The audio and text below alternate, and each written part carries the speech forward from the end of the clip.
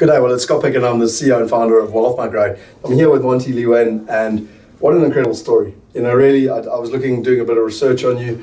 In 2002, since 2002, you facilitated over $600 million worth of deals in real estate investment. You got the PPA Group going in 2004.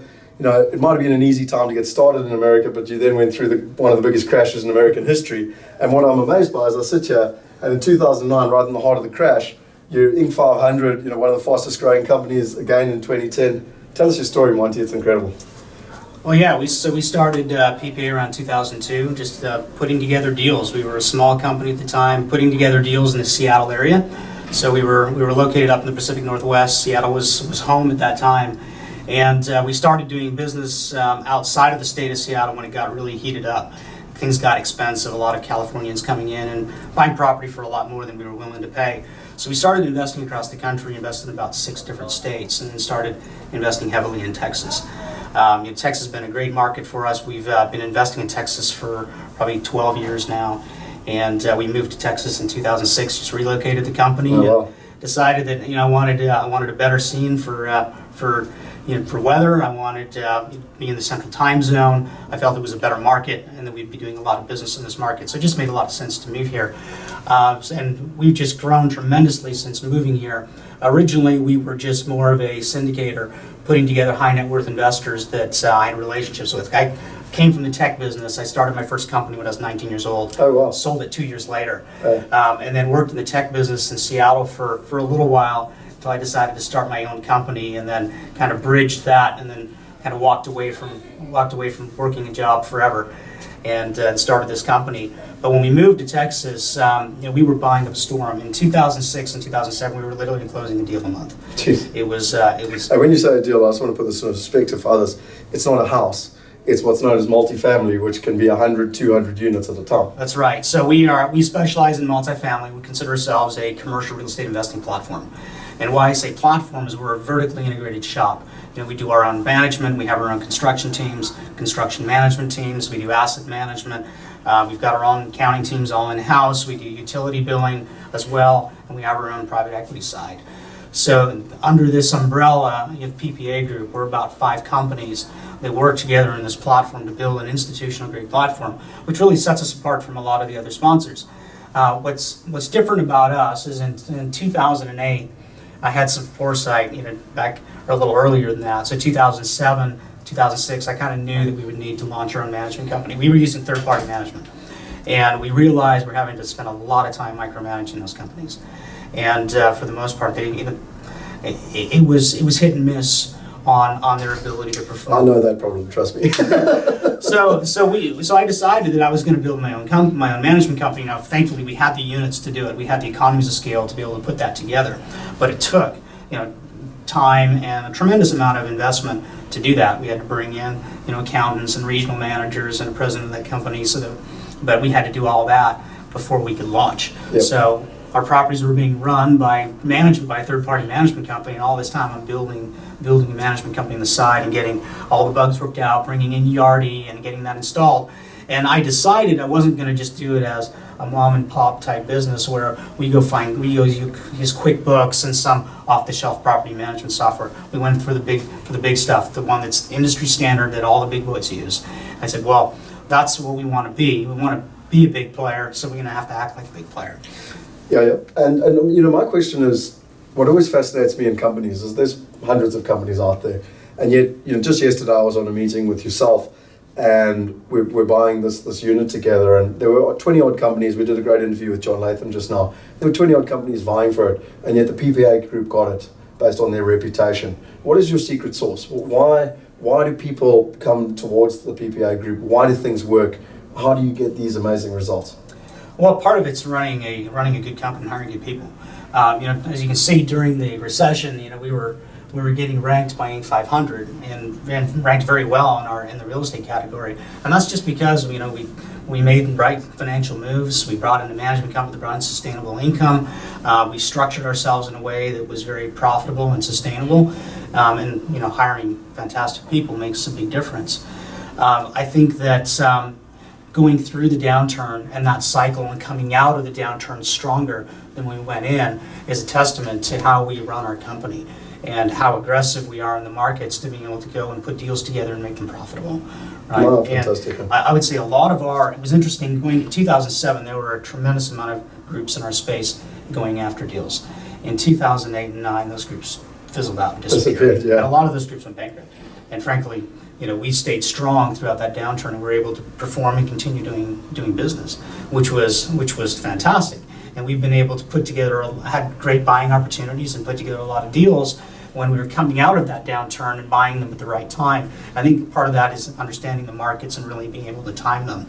And that goes back again to really great hiring practices. And I try to hire people smarter than me. We got a lot of really smart people here. I must admit, your team, I've had the privilege of walking around meeting the team here, and they really are a very impressive team. You've done a really good job. Yeah, they're an impressive team. And we've made the investments into making sure that we hire the right people, so we have great compensation plans and benefits and build an environment that's inclusive and people feel good about coming to work. So my philosophy is a little different.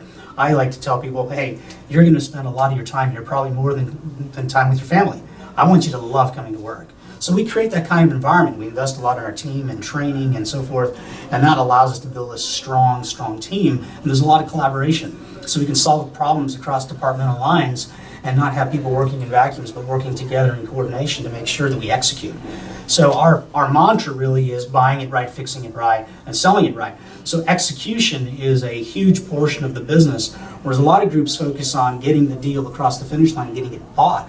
For us, that's just the beginning, right? It's the execution that really matters. And we've built the team, the structure, the processes, and the tools to be able to execute well. And I think that really sets us apart. When we go buy deals, number one, the other side knows who we are. They know we're good operators. We close our deals, we never retrade the deals, and we always close. We have never fallen out of contract on a deal. Yeah. We've always performed every single time, and we're really good at using PR and press releases to be able to get our name out there, so people bring us deals.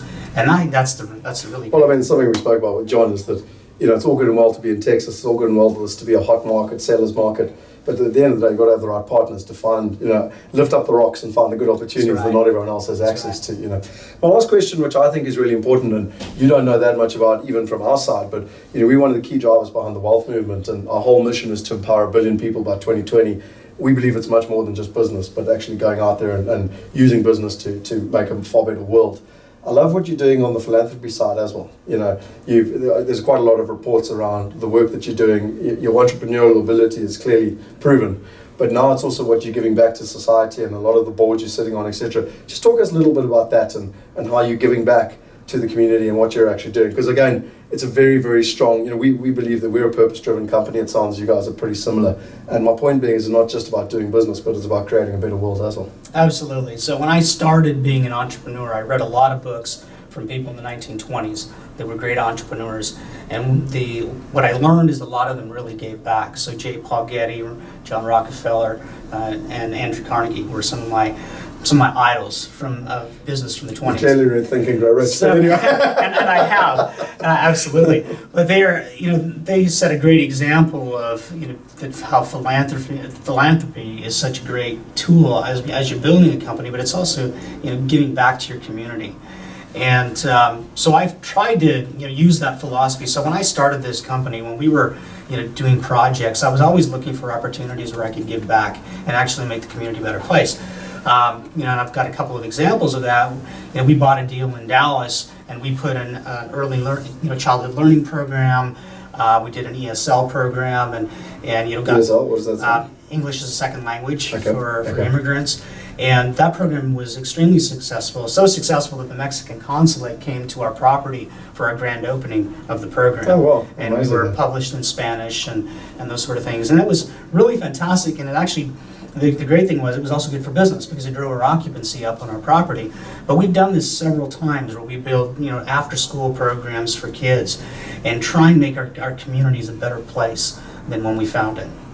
And so that philosophy has always kind of driven the way I do business. But on the personal side, I'm also involved in a lot of other things. I've sat on the boards of various nonprofits, and right now I'm heavily involved with the Children's Museum of Austin, because I believe that children, they're the future leaders of this country, and future business leaders. And if we invest in our community, invest in children and their education and their growth, we build a better world. So I'm very involved in helping that side of the community, but I've worked with troubled teenagers, building residential treatment centers for troubled teens, so that they don't get involved in the justice system. We can kind of get them before they get off to juvenile detention or prison, and kind of capture them before that and put them in some sort of residential treatment, so that they can build a better perspective on life and kind of overcome their challenges. So I love being able to go out there and help the community. I've been very successful. I've made a lot of money in this business, and for me, right now it's about giving back. And it's not just about giving back to my community, it's about giving back to my team. Making sure that people are happy working here, and being generous enough with the compensation plans that people are very motivated to build this organization. This organization has not been built by me anymore. This is being built by a team of over 100 people. It's incredible. Well, look, in conclusion, I just wanted to say, firstly, thank you very much for everything you guys are doing. I believe personally that people don't invest in property, they actually invest in people and partners, basically. And what you guys are doing, what you're doing here in Texas and everywhere else, is fantastic. And I think it's just an honor and a privilege that everyone else out there can get to do business with you guys, invest with you guys. You guys are out there looking after their assets for them. And I know certainly from my side that when I've invested with good partners, that's ultimately what's going to get me the return. So thank you very much. I really appreciate it. Absolutely. Well, thank you. Cheers. Bye then. All right.